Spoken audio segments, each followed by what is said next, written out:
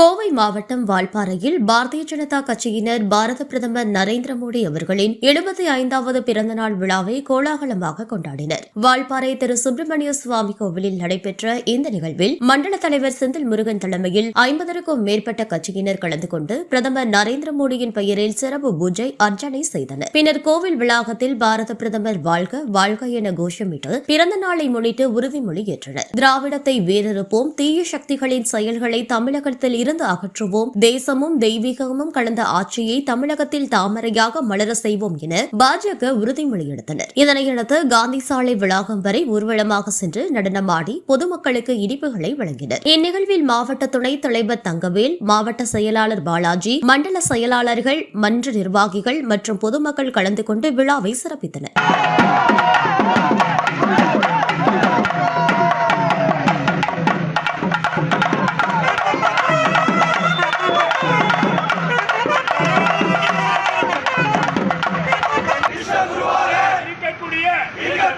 நரேந்திர மோடியின் பிறந்த நாளை முன்னிட்டு பாரதிய ஜனதா கட்சியின் உயிர் நாடிகளின்